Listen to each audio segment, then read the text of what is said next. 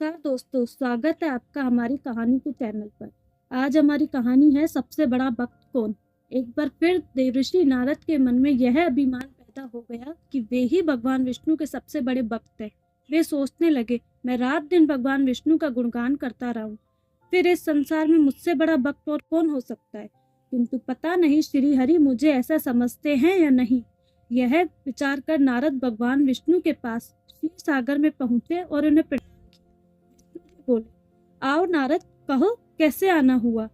नारद बोले, भगवान मैं आपसे एक बात पूछने आया हूँ। भगवान विष्णु बोले, मैं तुम्हारे मन की बात जानता हूँ नारद, फिर भी तुम्हारे मुंह से सुनना चाहता हूँ। नारद ने कहा, हे देव, मैं जीवन भर आपका गुणगान करता रहा हूँ, पल पल हर क्षण मुझे बस आपका ही ध्यान रहता है। आप मुझे यह बताइए कि क्या मुझसे भी बड़ा आपका कोई अन्य भक्त है संसार में। भगवान विष्णु समझ तो पहले ही गए थे कि नारद को अपनी भक्ति पर अभिमान पैदा हो गया है, किंतु अपने मन की बात छुपाकर वे बोले, नारद, इस प्रश्न के लिए तो तुम्हें मेरे साथ मृत्युलोक चलना पड़ेगा। नारद बोले, ठीक है भगवान, मैं मृत्युलोक चलने के लिए तैयार हूँ। भगवान विष्णु नारद को लेकर मृत्युलोक चल पड़े। धरती पर पहुंचकर दोनों ने किसान का वेश धारण किया और एक गांव के किनारे बनी एक झोपड़ी की ओर चल पड़े। विष्णु बोले, नारद, मेरा बहुत बड़ा भक्त यहाँ इस कुटिया में रहता है। आश्चर्य है, क्या मुझसे भी बढ़कर किसी की भक्ति हो सकती है। नारद के मुख से निकला, क्या वह भी मेरी तरह आपका ध्यान लगाए रहता है। आओ स्वयं ही जान लोगे, विष्णु ने कहा और उस कुटिया की ओर बढ़ गए। किसान उस समय कुटिया के बाहर गाय को बांध रहा था। उसके मुख से हरि हरि गोविंद का स्वर निकल रहा था।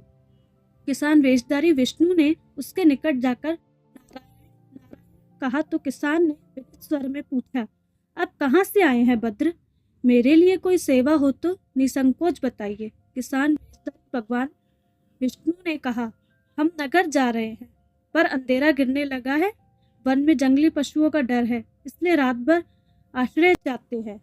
किसान ने प्रसन्न भाव से कहा, मेरी कुटिया में आपका स्वागत है भद्र, जो रखा सुखा घर में है आपके लिए हाजिर। भगवान ने मुझे आप लोगों की सेवा करने का अवसर दिया है, बड़ी कृपा हुई उनकी। बाहर दलान में एक खटिया पर दोनों को बिठाकर किसान अंदर गया और अपनी पत्नी से कहा, देवी, दो अतिथि आए हैं। किसान की पत्नी उस समय अपने बच्चों को भोजन परोस रही थी। धीरे से आटे का बर्तन बोली, घर में इतना सा ही आटा है और ये बच्चे और भोजन मांग रहे हैं। किसान बोला, कोई बात नहीं, हम अतिथियों को भरपेट भोजन कराएंगे, तुम बच्चों को आज कांजी बनाकर पिला देना। नारद और भगवान विष्णु ने उन दोनों का सारा वार्ता सुना और फिर भी परीक्षा के लिए भोजन की थाली पर बैठ गए। जब दोनों भरपेट भोजन कर चुके तो नारद सोचने लगे, यह सीधा साधा गृहस्थ भगवान का सबसे बड़ा भक्त कैसे हो सकता है। उधर श्री हरि ने किसान से और भोजन लाने की फरमाइश कर दी। बोले, मेरा पेट अभी नहीं भरा, क्या और भोजन मिलेगा। किसान रसोई घर में गया और जाकर अपनी पत्नी से पूछा, कुछ और भोजन बचा है क्या। पत्नी बोली, बच्चों के लिए कांजी बनाई है, बस वही शेष है। विष्णु और नारद जी वह भी पी गए। किसान और उसके परिवार को भूखे ही सोना पड़ा। भूखे बच्चे माँ का आंचल थाम कहे उठे, माँ नींद नहीं आ रही, मुझे बड़े जोर की भूख लगी है, पिताजी ने उन अतिथियों को कांजी क्यों पिला दी। किसान ने बच्चे के सर पर हाथ फेरते हुए कहा, अतिथि को भोजन कराना स्वयं भगवान विष्णु को भोग लगाने के समान है बेटा। बाहर दलान में दोनों अतिथि अलग अलग बिस्तरों पर लेटे हुए थे। भगवान विष्णु ने कहा, तुमने सुना नारद, किसान और उसके परिवार को भोजन नहीं मिला, फिर भी वह मेरे गुण गा रहे हैं, यह तो कुछ भी नहीं है। मैंने तो कहीं कहीं दिनों तक भूखे रहकर आपका स्मरण किया है। अगले दिन सुबह उन्होंने देखा किसान भगवान विष्णु की मूर्ति के सामने कह रहा था, गोविंद हरि हरि, तुम सदा मेरे मन में बसे रहो, बस मुझे कुछ और नहीं चाहिए। फिर दोनों अतिथियों से बोला, हरि की बड़ी कृपा है, वही जग का रखवाला है, प्रभु की दया से रात को कोई कष्ट तो नहीं हुआ।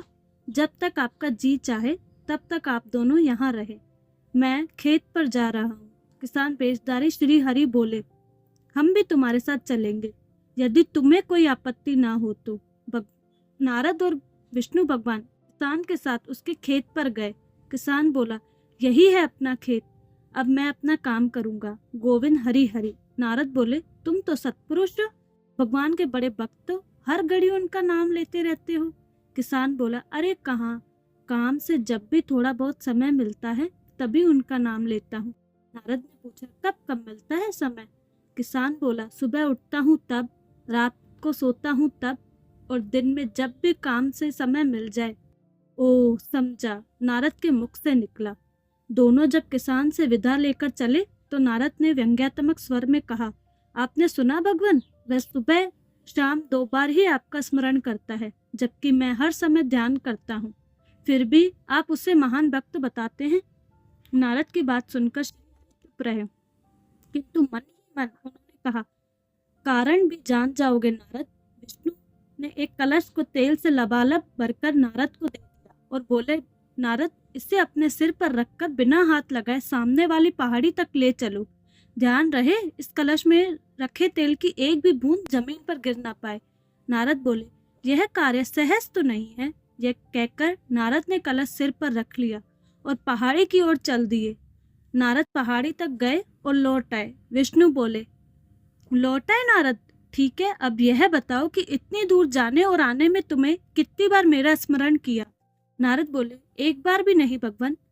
करता भी कैसे? मेरा सारा ध्यान तो तेल और कलश की तरफ लगा हुआ था। श्री हरि बोले, तब तुम ही सोचो, वह किसान दिन भर कठिन परिश्रम करता है, फिर भी 2-4 बार मेरा नाम स्मरण जरूर करता है, और तुम एक बार भी मेरा स्मरण नहीं कर पाए।